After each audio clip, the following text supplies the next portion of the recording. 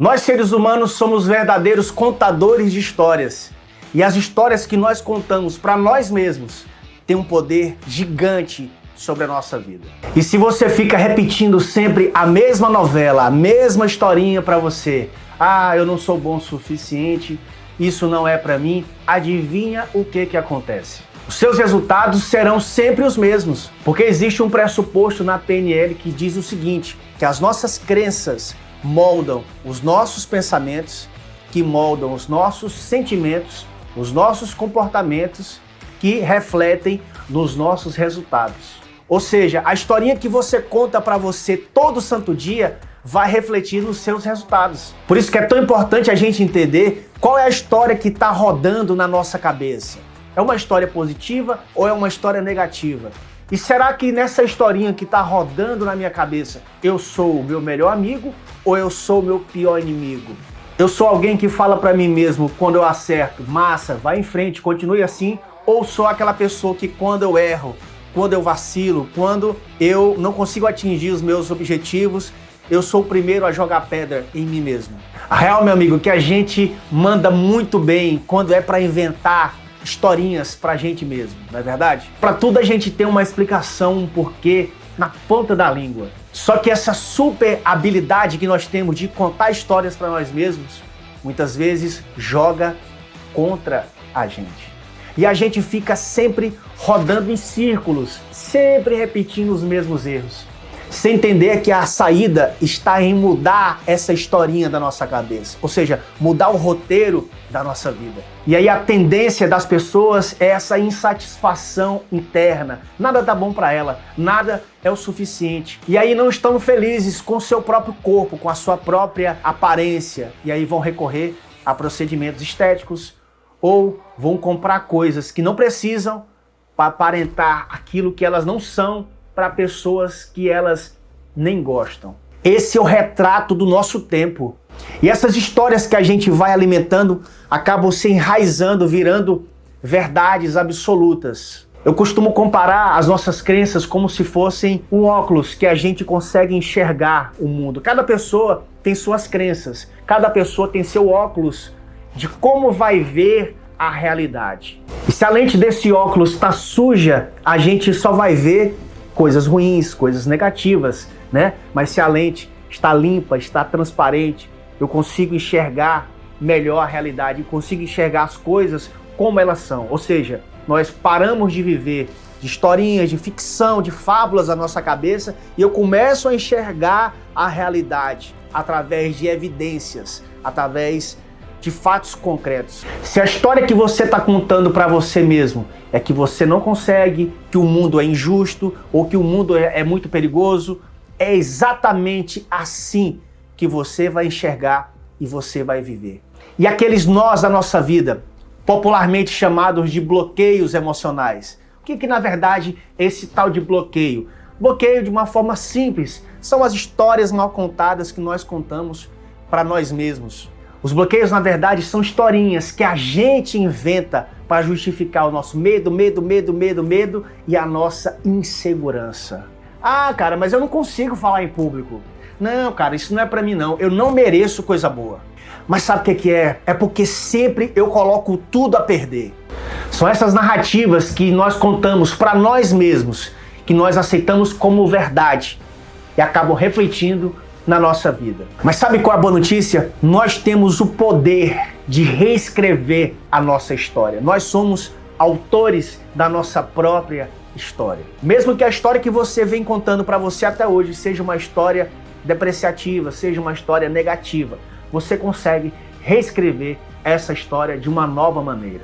Você lembra daquele filme Coração de Ferro, Fury, com Brad Pitt, aquele do canhão de guerra?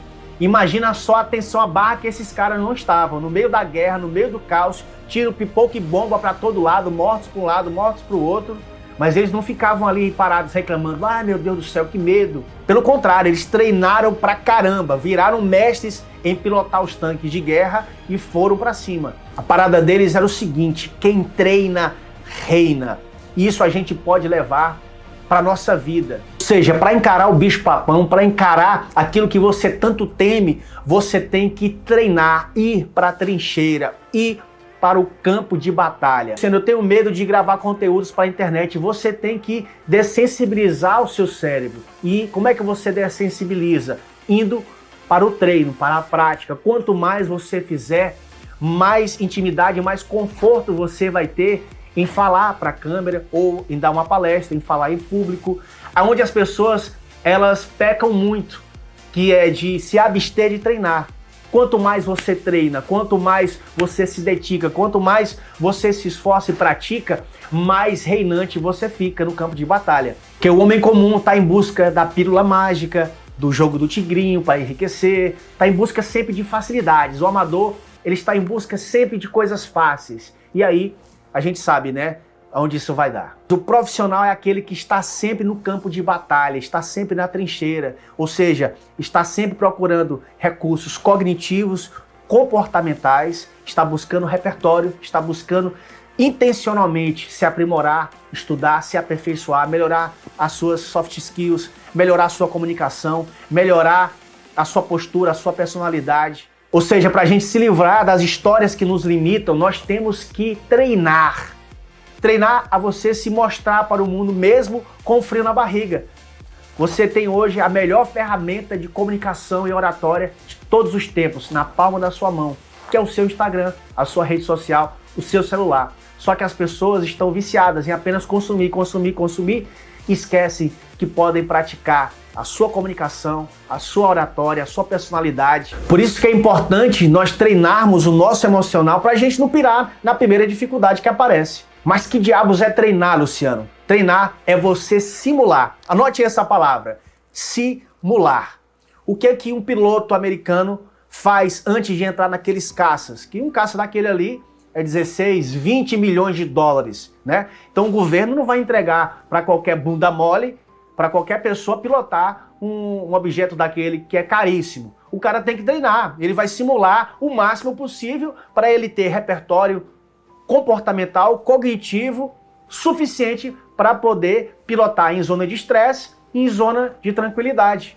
A mesma coisa acontece com os astronautas, né? Aqueles foguetes caríssimos que a NASA fabrica, o Elon Musk agora. Todo astronauta é colocado intencionalmente em zonas de simulação, gravidade zero. E o cara tem que aguentar pancada, o cara tem que aguentar pressão. A mesma coisa acontece com os soldados da elite americana. Quando eles estão em tempos de paz, eles estão treinando para a guerra, eles estão se preparando, se capacitando, se colocando em zona de risco, em zona de perigo, em zona de estresse, o tempo todo, ou seja, simulando. A palavra-chave é simulação.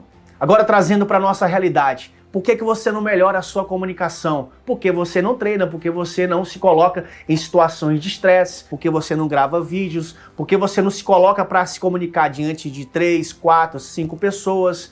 Então você percebe que isso é importante para a nossa vida. Se eu quero adquirir repertório cognitivo, comportamental, se eu quero adquirir novas habilidades, eu preciso simular, eu preciso treinar, eu preciso me colocar de forma intencional em zonas de estresse. E um dia desses, uma paciente minha chegou com a seguinte dúvida, que ela disse que havia perdoado a pessoa, só que não sentia no seu coração que o perdão tinha sido liberado, apenas da boca para fora. E ela estava sofrendo muito por causa de uma coisa muito antiga. E ela já tinha perdoado a pessoa da boca para fora, mas ela guardava ainda essa mágoa, essa tristeza, e ela sentia que dentro dela ainda não tinha liberado esse perdão. E eu falei para ela, olha, perdoar é você soltar a pessoa. Você não é mochila para carregar os outros. Imagina que essa mágoa, o que é a mágoa? É uma água má, é uma má água. Esse não perdão, essa não aceitação, essa angústia que você carrega por essa pessoa, seja alguém de 400 quilos abraçado nas suas costas, uma hora ou outra você vai desabar, não é verdade? Perdoar é simplesmente você pegar essa pessoa e colocar ela no chão e deixar ela ir, deixar ela seguir o caminho dela. E se a lembrança dessa parada não te machuca mais, aí sim você liberou essa pessoa, você verdadeiramente, genuinamente, você a perdoou. Para que você nunca mais esqueça, a mágoa é como se fosse aquela água parada, suja. Quando ela está parada, ela fica exalando aquele mau cheiro. e todo tempo você tá lembrando daquela sujeira. É tipo você ficar pensando, mas aquela pessoa ainda me deve. Ninguém te deve nada, meu amigo. Solta essa pessoa, você não é mochila para carregar os outros, cacete. E essa cobrança, ela faz mais mal para você, muito mais do que para a pessoa que você está magoada. Então larga essa mochila pesada, cara. Você não nasceu para carregar a dor dos outros para sempre. Vamos nos conhecer de verdade. Primeiro, entendendo, conhecendo que histórias nós estamos contando para nós mesmos, todo santo dia. E com inteligência você vai pegar essas histórias, vai ler, vai entender. Opa, peraí, é assim que eu penso? É assim? De forma negativa, 80% do meu dia são pensamentos negativos? Peraí, tá errado. Vamos reescrever esse roteiro, vamos reescrever essas histórias. Porque a chave para uma vida mais positiva está na coragem de você mudar a história que você conta para você mesmo. Falou?